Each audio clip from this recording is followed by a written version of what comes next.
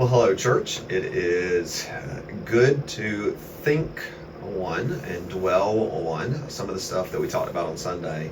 We're going to go a little bit more into our discussion on AI, and I imagine some of you are doing that this week in growth groups. But as opposed to what it means to be human as distinguished from the artificial intelligence world, Sam and I were just talking a little bit about technology in general, and ways that we ought to think of technology as flowing from the creativity of man as tasked by God with being creative, but also recognizing that so many technological innovations have not come from the hands of godly ambitions, but have come from either sinister purposes designed to truly harm, to harness the powers of the world, to do the bidding of violence, or to do all sorts of other evil. That in many cases, the brokenness and corruption that we see in mankind is continually having a thirsting and a yearning for new expressions and more vivid and powerful expressions of evil. And wherein noting that, should we be cautioned about technology, and where in that should we still be able to proceed with technology? What are some guidelines for those things? Yeah, I'd say firstly, you need to know yourself. Uh, just from my experience, a lot of us in my generation have adopted a number of different technologies uncritically, never comprehending at the beginning what evils may lie like within, but we can rest assured they were there from the beginning. I think of my earliest experiences with this, like just having open access to the internet, followed shortly by the ability to steal oceans of music digitally. The obvious benefit of having more access to music and things like that is you could potentially find more lovely, enjoyable things, things that inspire you to be a musician or of that sort. But it comes at the cost in those early days of intellectual property theft. It comes at the cost of relating to music in a more cheap fashion, where it has less gravitas to it, less weight, it's less special. And so you have the many generations of musicians after that being like, being a musician financially is about as worse as it could possibly be, things like this. Stuff we weren't fully considering at the time when engaging with that material. But some of the cautions with AI are just I think a more expanded version of what we have with access to all the information on the internet initially, which is if you outsource all your thinking to a machine, don't be shocked when you can't think anymore.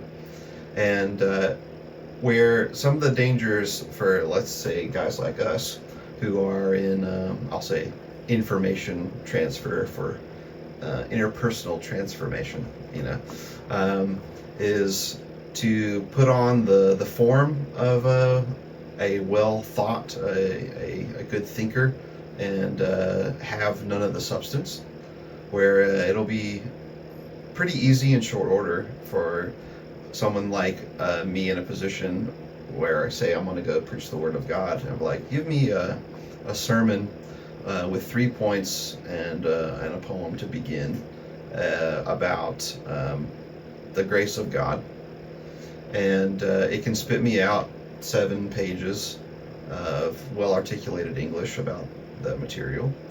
And I have never engaged with the grace of God in the scriptures. I haven't sought the face of God in personal devotion and worship and prayer to bring my labor from the text to the people of God.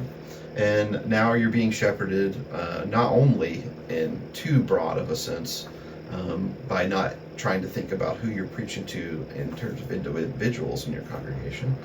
But now the collective witness of whatever internet database it's searching is giving you all of its ideas.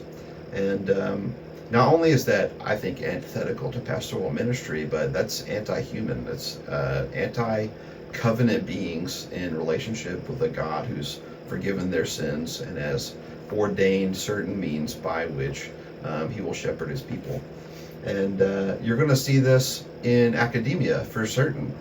There'll be probably a period of time where we're probably going to see many students using this technology in an unholy manner and having it completely produce, as we've already seen with ChatGPT, entire work that's supposedly theirs and presented as their own labor. And with this coming now, with the click of a button or the writing of a single prompt, that poses a profound risk to the integrity of our ability to think as a culture, and continues to erode our trust in one another. As, is this person saying something that they actually believe, or is it simply that the grade or whatever they could get from presenting this material, is that the only thing that matters to them, and this tool gives them unprecedented power to potentially fool many, and then we'll have a lot of flash and not much substance to show for it. Yeah. And that's a danger in the ministry world. There are certainly dangers in the academic world. There's dangers in all sorts of worlds using technology, and particularly AI, but also there is potential, and there's some good uses and some profitable things that I think we can benefit from, but we got to be very careful to not cheapen the academic learning that needs to occur, to cheapen the spiritual devotion that should be happening in the pastor before he preaches, the Sunday school teacher before they share a lesson, and so many other things. To ask God to truly be the one that blesses the preaching and teaching of His Word, rather than asking AI to develop a masterful content for us to just read off of a teleprompter, unmoved, and really counting upon that technology to have done the work of God all along. So it shouldn't be a surprise, though, as we think about technology, that mankind, in our image of God, with the capacity and the tasking of being creative and working and cultivating the earth, continues to advance technology. But it also shouldn't be a surprise to us that because we are broken to the core, that so many of those innovations come from a position of brokenness, and even when they don't, are so prone to broken and sinful uses. And yet, so much of technology can be used for the glory of God and the spread of the gospel.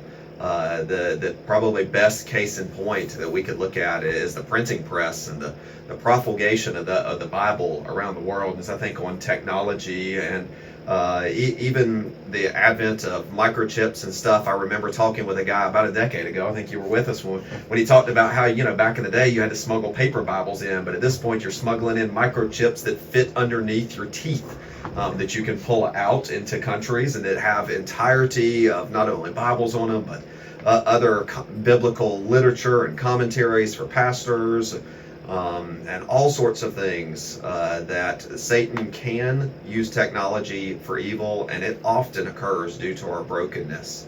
And yet God can use some of those very same things for His glory. So let me encourage you to not be blindly adapting technology or blindly using it, but using it for the glory of God, because if you can eat or drink to the glory of God, I'm very confident you can use AI to the glory of God as well. But I'm also confident, due to our brokenness, that we will need to be intentional and prayerful in doing so.